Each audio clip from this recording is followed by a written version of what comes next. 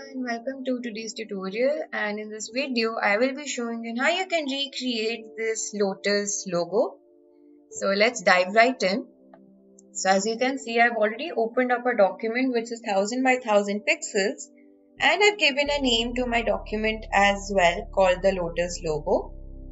So what we're going to do is that I'll be using this ellipse tool right here, and I do not require the fill as of now. I just need the stroke. But before I start, I would also like to make sure that I have switched on my smart guides from this views panel right here. The smart guides will be helping us a lot to make our logo. Okay, so I'll come over here to the center, click on Shift plus Alt to create a circle like this. And I'll make another circle right in the middle of our bigger circle. So I'll come back here to the center, click on Shift plus Alt and go ahead and make another circle like that. So I'll go ahead, select these two, and I'll make several copies out of it.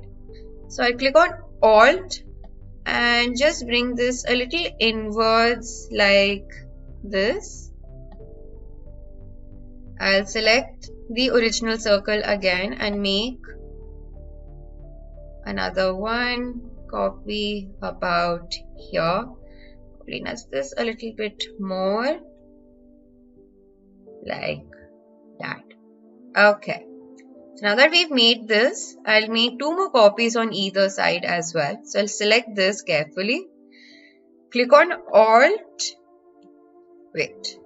So make sure you're just selecting the right circle, click on Alt and then just drag my mouse till it says intersect like that.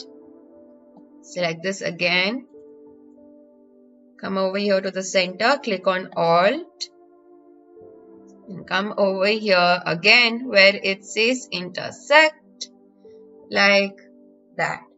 So we've made the basic shape of our logo.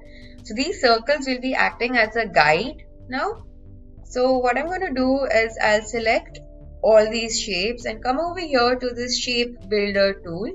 The shortcut key is Shift plus M. And I'll go ahead and also zoom in. So now what I'm going to do is that I'll go ahead and combine certain shapes together to make our Lotus logo. Right? So just click on these shapes and start combining the shapes together carefully like this. So we've made one part and I'll repeat the same thing on the other side as well. I'll select this like that and carefully select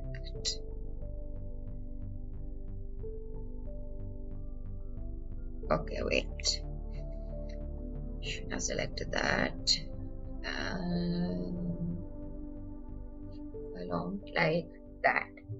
Okay, so now what I'm going to do is that by using the same tool, I'll be deleting the unnecessary parts now. So I'll click on Alt and notice how the plus sign now changes into minus, and go ahead and delete the outer portions of our logo. So you want to keep selecting the Alt button on your keyboard in order to delete each portion like that.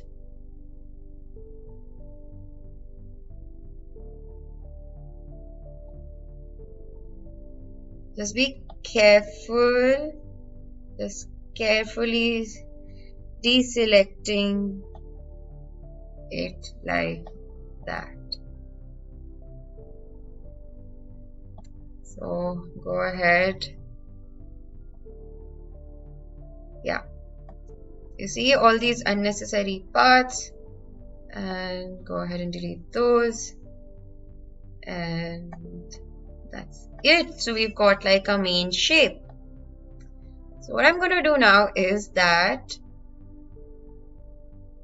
just see if there's anything else you want to go ahead and delete.